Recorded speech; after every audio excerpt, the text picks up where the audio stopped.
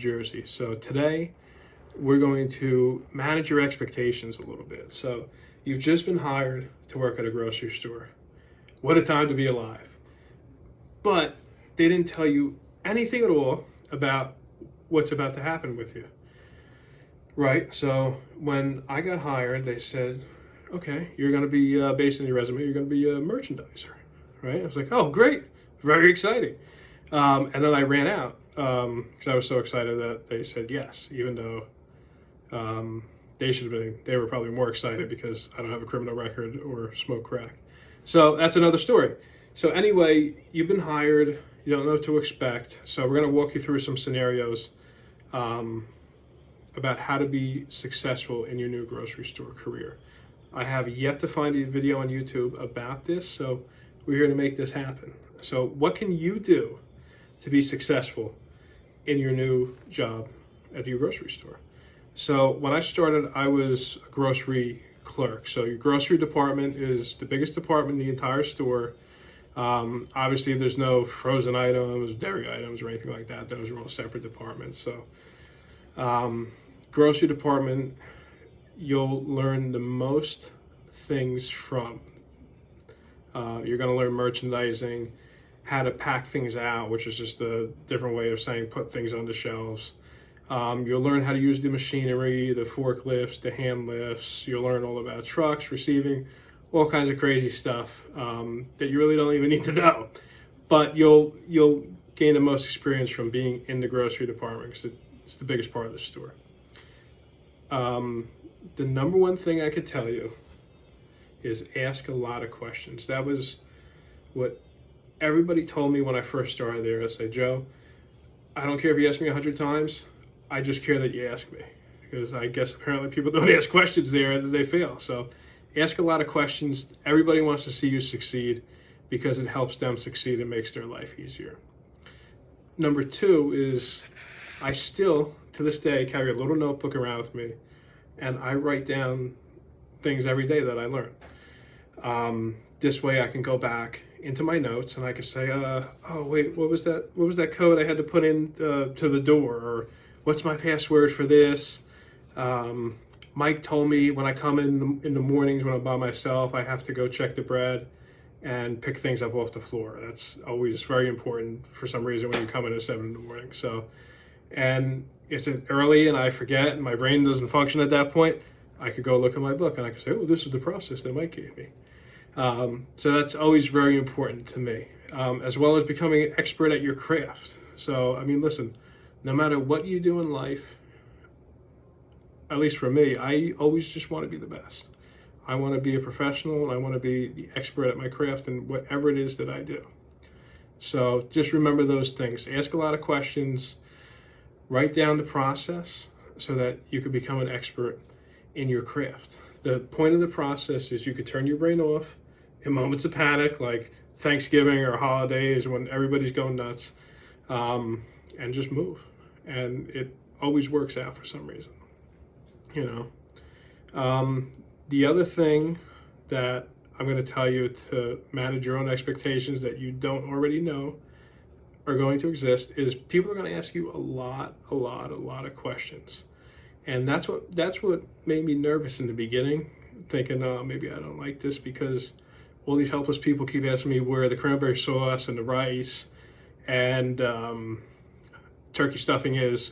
All day they're going to ask you the same question. Like, there's probably 10 things, a handful of things that people just are going to ask you for all day. So try to remember what those things are, and I'm going to make a separate video about that. That's going to be kind of funny because I'm sure it's the same all the way around the world.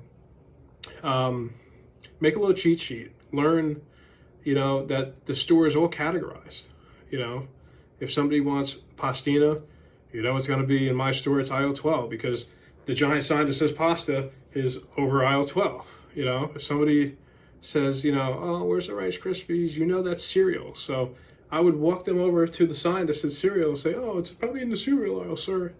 And I would laugh and they would laugh and then they would probably never ask anybody a question again, but that's another video. So just get ready for the questions, make a little cheat sheet, make your life easier. And while we're on the subject of making things easier, let's talk about some tools. They're going to give you tools that aren't the best, but they definitely have a purpose. So a box cutter is your best friend in the grocery store. So your box cutters are going to be used for doing a couple things. Obviously opening boxes, which you're going to be doing a lot of. And when you're in grocery, you're going to be merchandising.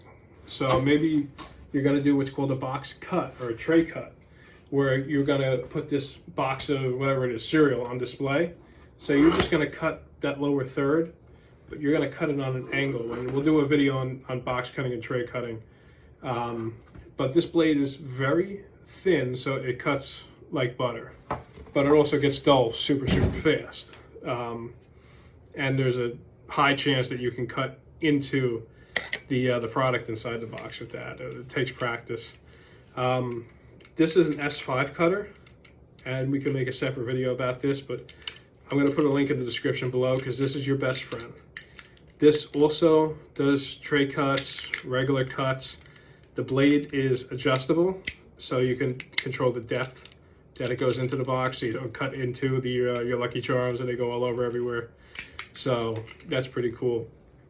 And in this S5 knife, it has a plastic cutter for when you're cutting through the wrapping, plastic wrapping. I call it saran wrap, but it's not saran. The plastic wrapping in the pallets or ice cream, anything like that. And it's plastic, it has a smooth surface on the other side, so you're not cutting into things and destroying things. And it definitely cuts through pallet plastic super, super easy. Much easier than a box cutter or anything like that. So I'm going to put a link in the description. This knife is going to save your life, whether it's your first day or you've been there 800 years. It could be like the Emperor Palpatine of Stop and Shop. But this is probably the most important tool that you're going to have throughout your entire career there. And very important too, what you're going to wear. So my store, you have to wear a white shirt with a collar. It can be a polo, it can be a button down, black pants. As long as you're not in frozen, you need to find the lightest pants you could find that you could breathe in, because you're going to be sweating a lot. You're going to be moving and grooving all day, running around, lifting things. So Dickies, I found to be the #1 winner. I bought every kind of pants and tried them out, 511s, Wrangler jeans, anything like that. The Dickies were always the winner because they had the knife pocket, they're light, they're breathable, they look nice, that you don't look like a raggedy bag homeless man with them, even after you wash them for an entire year every day. And shoes. I mean, I went through the battle of, do I wear sneakers so I can move and groove and be light on my feet, or do I wear boots so I don't run over my foot with a power jack? So the sneakers usually tend to win with me because I like to move. Even when I'm in the freezer, I can still jam with the sneakers. The boots, I've tried a bunch. I'm gonna put a link in the description of the best Timberlands that work for me. I mean, as long as they're not steel toe, because when you're kneeling down or bending over, the steel toe is definitely gonna dig into your actual toes, which is a nightmare on that. But I want you, I'm gonna wrap it up. I want you guys to leave a comments below. If there's any specific departments you just got hired in, you'd like me to make you a video of what to expect, let me know. Give us a like, subscribe to the channel. We're gonna fill you in with everything you need to know, because listen, you have to prepare to be successful.